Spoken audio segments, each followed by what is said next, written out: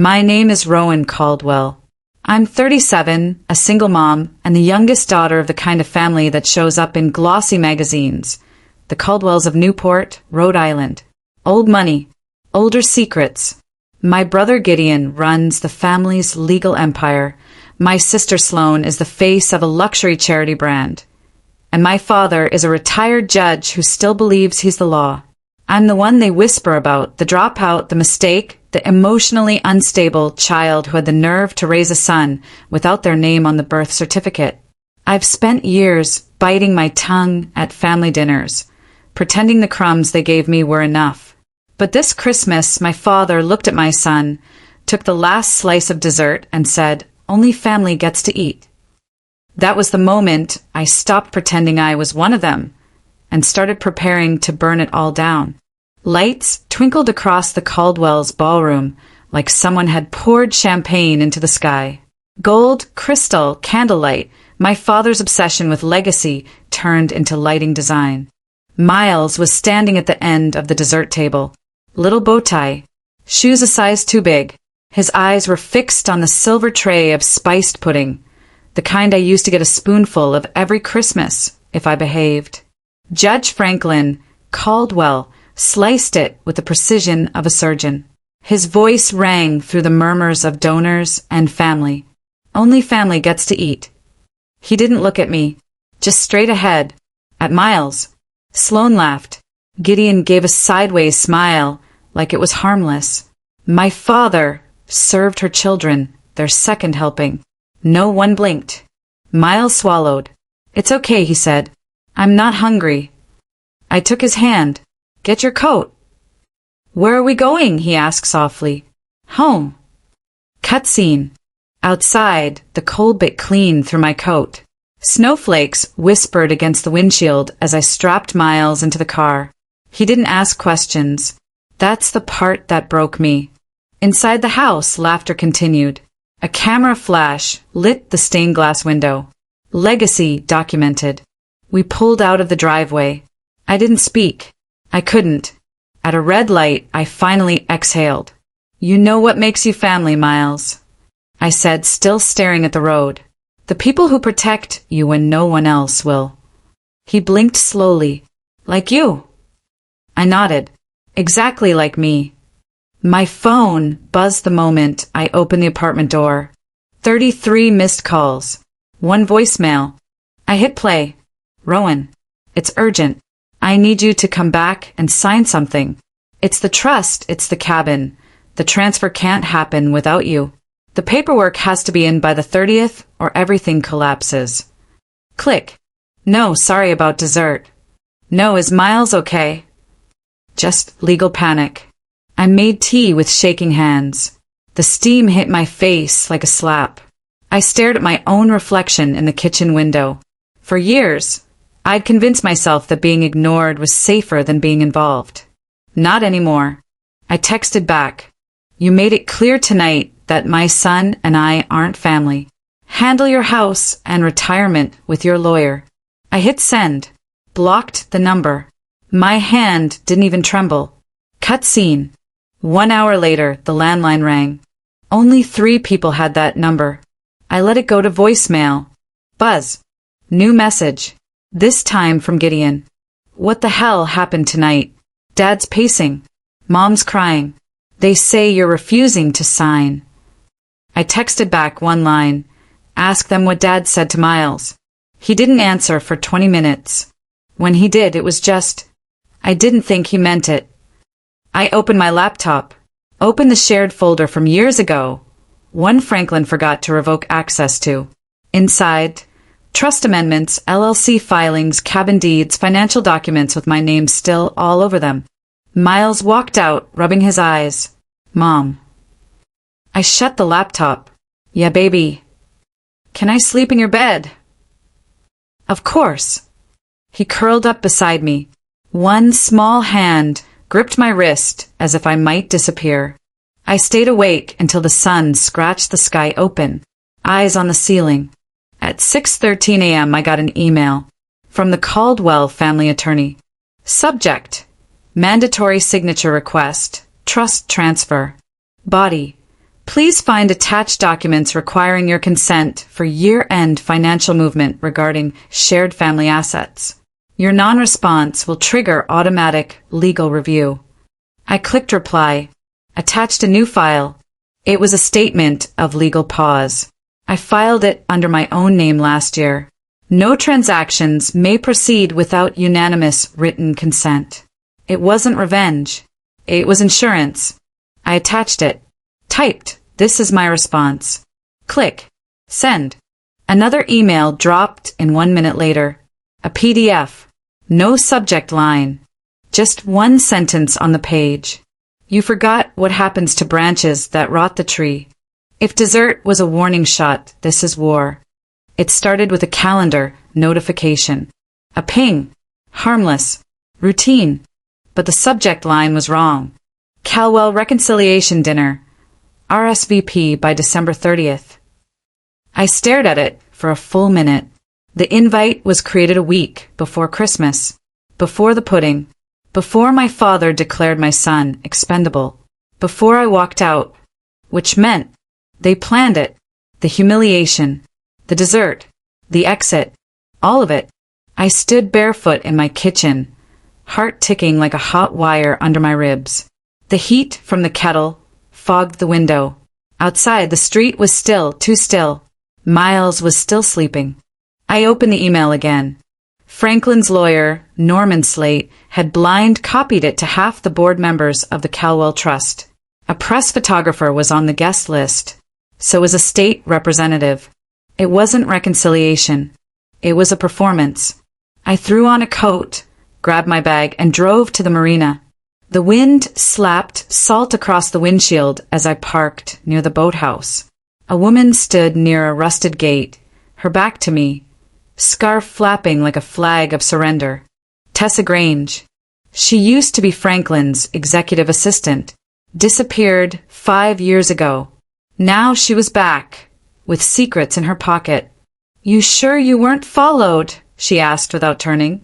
"By who? My family or yours?" Her smirk didn't reach her eyes. Both. We sat in her rust-stained Mazda, heat on full blast, condensation running down the glass like tears. "They're invoking a clause," she said. "What clause?" "Legacy estrangement." That got my full attention. It's in the trust. If a family member is publicly disavowed and fails to meet participation criteria for 5 consecutive years, they can be legally excised. That's not real. She handed me a scanned copy of an amendment, notarized, dated 3 months after my mother's funeral. Her signature absent.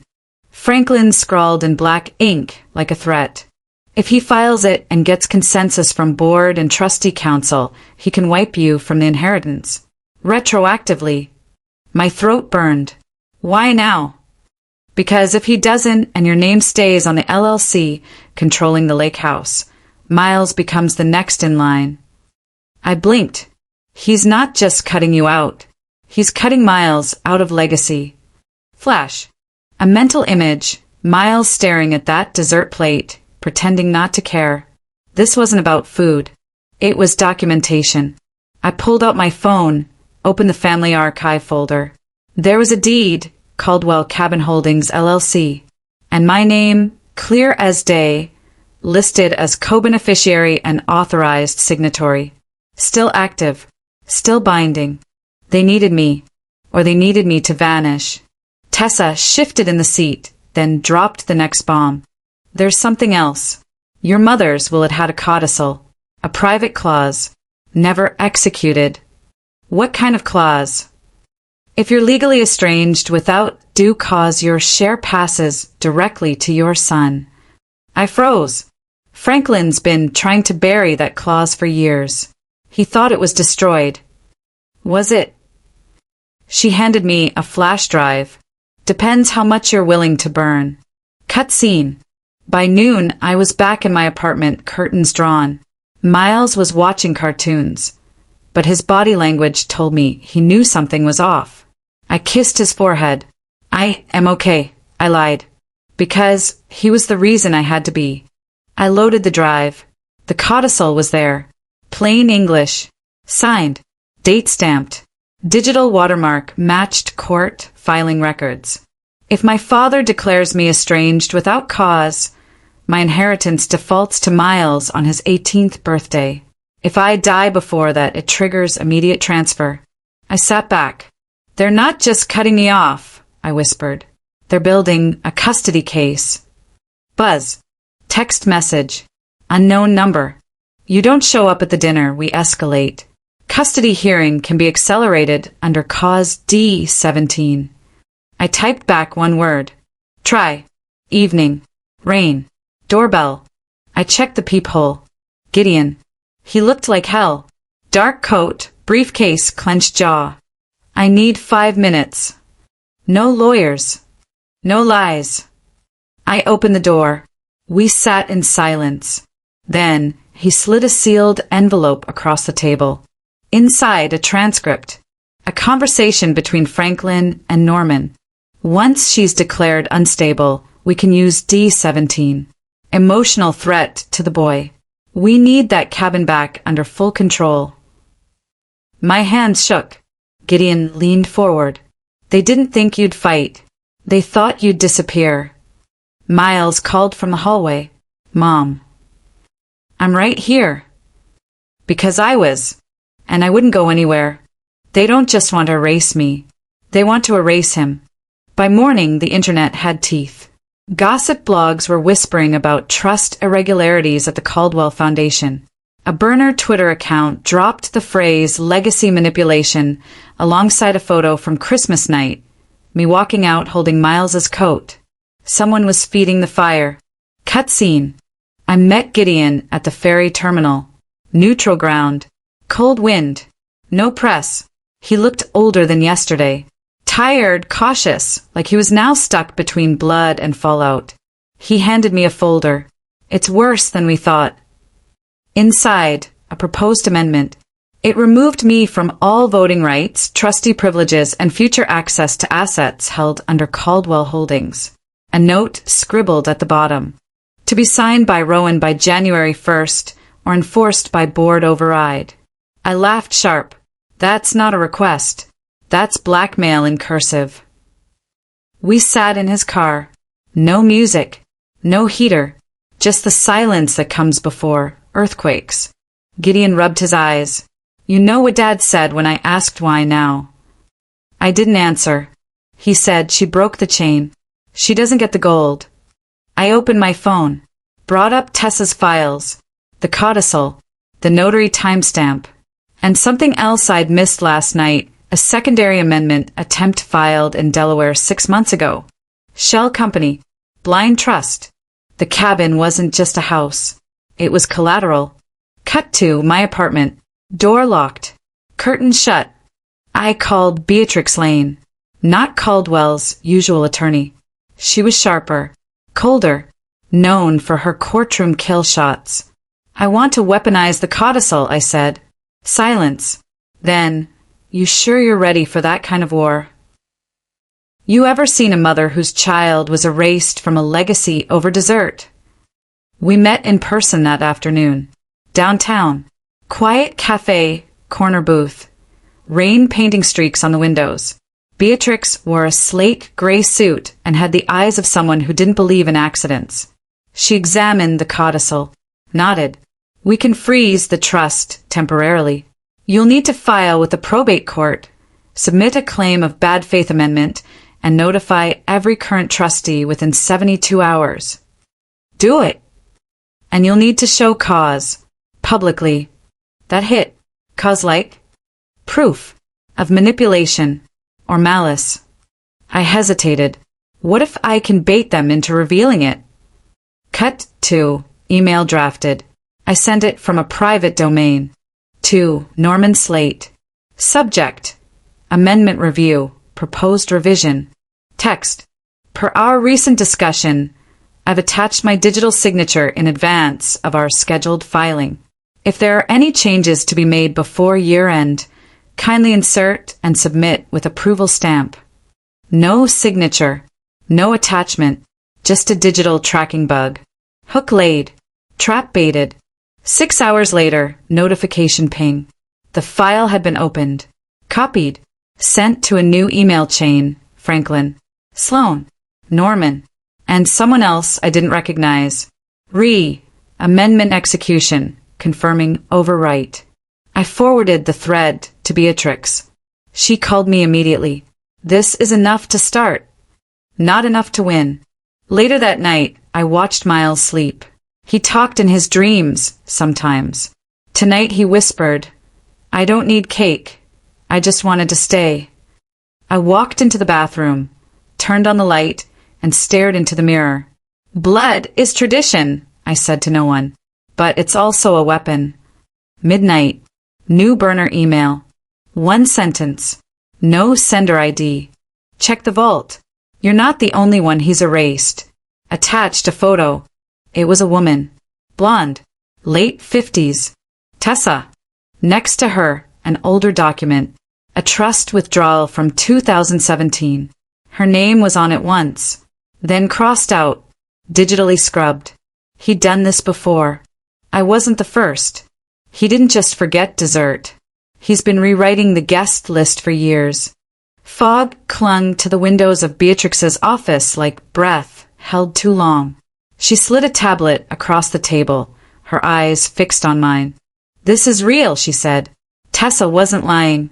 Franklin used the same digital overwrite on her signature 6 years ago. Same software. Same notary firm. I stared at the screen. One line blinked at me. Amendment authorized, proxy consent acquired. Except it wasn't. Not then. Not now. What he did, I said quietly, that's fraud. Beatrix nodded once. And if we move too slow, it'll be buried before a judge ever sees it. Cut scene. By noon we were inside the courthouse, filing motion for an emergency freeze on trust disbursement.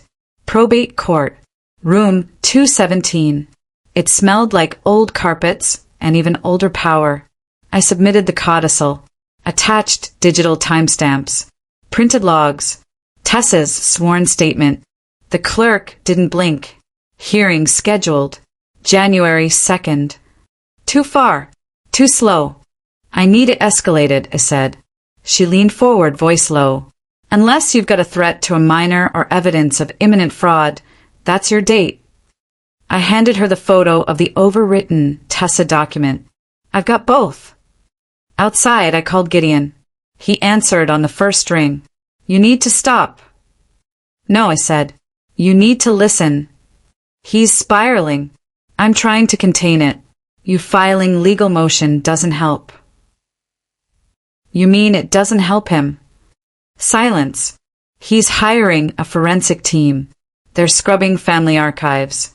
Looking for anything to discredit you. He's even called Dr. Varnes. My stomach turned. Dr. Varnes. The family's pet psychologist. The same one who declared me emotionally volatile in a report Franklin kept sealed. Don't let him dig up ghosts, I said. Gideon sighed. He's not digging them up. He's rewriting them. Cut scene. That night, I received an encrypted file. No sender. Inside, a voice recording. That she's erratic. History of emotional instability. She's already pulled the boy from school without proper notice. It meets the threshold. It was Franklin, speaking to a man whose voice I didn't recognize. And what about custody? Won't that trigger review? She doesn't have the resources to fight it. She'll fold before court date. They were building a case to take Miles. Not just legacy. Not just money. My son. I stood in Miles's doorway that night, watching him sleep. His hand clutched his toy shark. He mumbled something about snow forts in his dream. You don't protect blood by bleeding for it. You protect it by fighting back. Morning.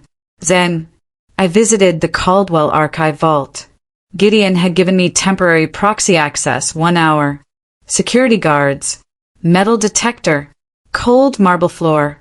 The receptionist looked bored. Name. Rowan Caldwell. Pause. She typed slowly. You're the one. She handed me a visitor badge. Red, not blue. Restricted access. Inside, the vault was cavernous. Rows of sealed drawers. Biometric locks. I found the section marked Founding Assets, 1986 to 2022. Drawer 14 Delta. It wouldn't open. I scanned the badge again. Nothing. I turned. A man in a gray suit stood 5 feet away, watching me. He didn't smile, didn't blink, just stood, like he'd been there for a while. I left early. No records. No access. As I exited the building, my phone buzzed. Beatrix. There's been movement. Franklin just registered a private entity in Delaware. My breath caught. New trust name. Lionhearth Holdings. That wasn't a trust. That was a shell. To funnel Caldwell assets. Away from oversight. Away from me. Midnight. Another burner message. You want to find what he buried? Ask Sloan what happened in Aspen. 1996. One sentence. 1 decade-old skeleton. 1 sister. He wasn't just trying to erase me. He'd erased others. And now he was erasing time itself. The courthouse steps were slick with rain. My boots made no sound. Only the echo of doubts trailing behind me. I crossed the plaza, glassy and cold, and saw Gideon waiting by the fountain that never worked. Water stained the marble, like old secrets. This meeting, he said, is our only shot. I didn't ask what he meant. I already knew. We ducked under the stone archway. Inside, the building smelled of polished wood and deadlines. I pulled out the flash drive Beatrix had given me weeks ago. The codicil, signed by my mother, stamped by a notary, authentic as blood. The clerk led us to a small room. No jury, no audience, just us and a judge whose eyes looked like fingerprints. Unique, unreadable. Gideon whispered, Delaware's shell is frozen now, but this might unfreeze everything. The judge didn't smile. You may present, he said. I stood. Slow breath. Sharp gaze. This document was archived. I began, voice tight but not destroyed. I slid the flash drive across the table. More importantly, I said, there's evidence of proxy manipulation tied to my father and his legal counsel. I saw the judge's eyebrow twitch. Just a flick, like a spider's first move. The judge clicked the playback button. A courtroom recording filled the space. Not security tape. Not a private message. My father. She's erratic. Foot on unstable soil, Franklin's voice said. Manipulation score minimum. Proceed with D, 17 at discretion. Gideon was stone still. The judge's eyes narrowed. 2 sentences stood out, clean and brutal. 1. Manipulation score proceed. 2. Proceed with D17. D17. Illegal statute. Child welfare. Custody review. He wasn't just rewriting trusts. He was weaponizing psychological labels against me. The room tipped sideways. 1 heartbeat. Then the judge leaned forward. Is that all? No, I said. I pressed play on the next file. Another voice. Softer. Familiar. Caldwell Trust Amendment. Executed in good faith. But behind it, static. Then the recording shifted. She didn't consent, said the voice.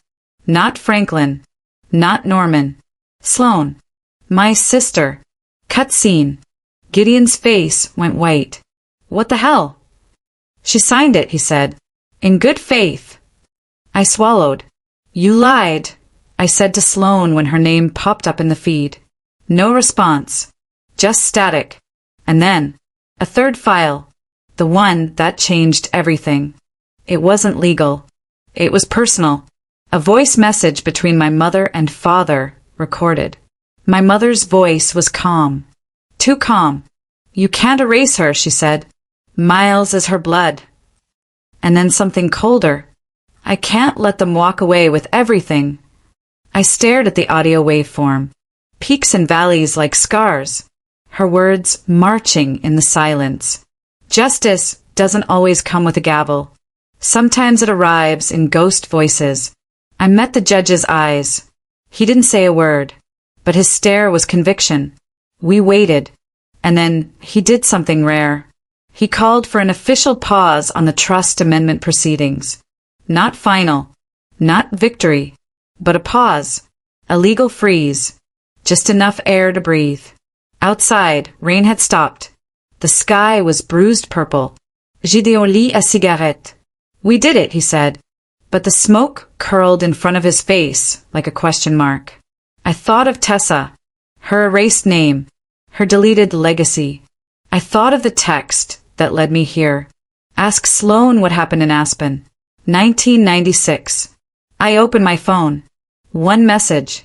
One word. Found it. It was a photo. Black and white. A woman standing with my mother at a ski lodge. The caption scrawled underneath. Caldwell Winter Trust, founding members. And there, scratched out in red ink, Tessa Grange. Not erased. Removed. My breath caught. The courthouse lights flickered. A subtle reminder that nothing was settled. Not yet. I turned to Gideon. Why Aspen? He didn't answer. He just handed me another file. No title. No explanation. Just a timestamp. December 20th, 1996. The night before my mother disappeared from family records. I opened it. The file was a police report. Not digitized. Faded. Frayed at the edges. It said one thing, clearly and painfully. One witness reports involuntary witness disappearance. Subject, not found. Investigation closed due to lack of evidence. The subject? Tessa Grange. My stomach dropped. Slow. Then fast. The room spun. They didn't just erase her name. They erased her life. A name scratched out. A legacy rewritten. A person disappeared. And now I had the thread. My phone buzzed. One new email. Subject line only. So far you're winning. No sender. No signature. Just black text and white space. The courtroom lights overhead flickered again. Like signal fire. Or final warning. They don't want custody. They want control. And now we're not just fighting contracts or clauses. We're fighting the truth. And the truth has teeth. If I can't save her name, I'll burn his to the ground. The arrest didn't happen with sirens. It happened quietly, like most endings do. Franklin Caldwell was taken into a side room at the courthouse while reporters argued over angles and lighting. No handcuffs in the hallway. No spectacle.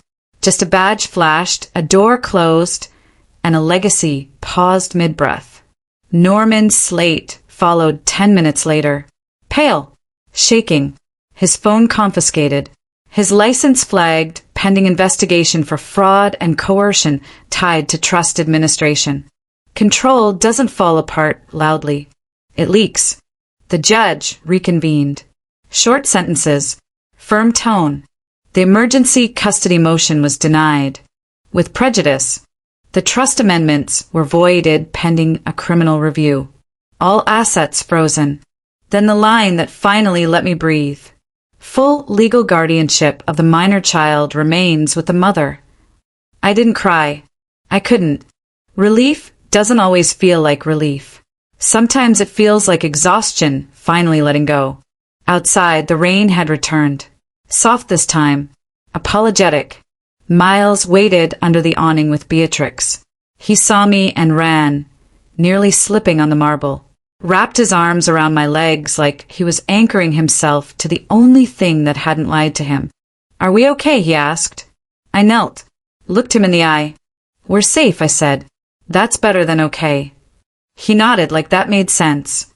Because it did. Across the plaza, through the glass doors, I saw my father. Smaller now. Not broken. Just exposed. He caught my eye for half a second. Opened his mouth. I shook my head once. Some conversations don't deserve air. Later, In the quiet of our apartment, I made grilled cheese. Burned the first one. Laughed at myself. Miles told me a joke that made no sense. I laughed anyway. Normal. Sounds returned. Plates. Water running. The hum of a refrigerator that didn't care about inheritance. I tucked him into bed. He asked if he could have dessert. I handed him an apple with peanut butter. Not fancy. Not symbolic. Just enough. When the apartment went quiet, I sat at the kitchen table and opened my laptop. One last document waited for my signature. Beatrix had warned me. This is irreversible. I read it twice. It formally severed my participation in the Caldwell Trust. No future claims. No deferred benefits. No strings. Freedom cost something. I signed. Not because I was angry. Because I was done. The next morning, headlines rolled in. Prominent judge under investigation. Family trust dispute uncovers decades of alleged abuse. Former assistant identified as missing witness in financial case. Tessa's name was back. Not erased. Not crossed out. Alive. Truth doesn't always bring justice. Sometimes it just brings daylight. And daylight is enough to begin. Gideon called once. Apologized without excuses. Said he was stepping down from the foundation board. I didn't know how deep it went, he said. I believed him. Belief isn't forgiveness. But it's a start. Weeks passed. The noise faded. What remained was quiet. Real quiet. The kind that doesn't buzz with expectation or fear. One night, Miles asked me a question I'd been waiting for. Does family mean you have to stay even when it hurts? I thought about it. About houses built like cages. About love measured in compliance. No, I said. Family is supposed to be the place where you don't have to earn your place. He smiled. Rolled over. Fell asleep. I stood by the window for a long time after that, watching the city breathe. I thought about something my mother used to say, back when she still had a voice in the room. That power doesn't make people cruel. It just gives them permission to be who they already are. I thought about another truth I learned too late. Walking away isn't weakness. It's discernment. They forgot to save dessert. They forgot something bigger. They forgot that love isn't a reward. That blood isn't leverage. That legacy isn't what you control. It's what you leave behind when control is gone. I didn't burn the house down. I walked out of it with my child. And that, I finally understood, was the bravest ending of all.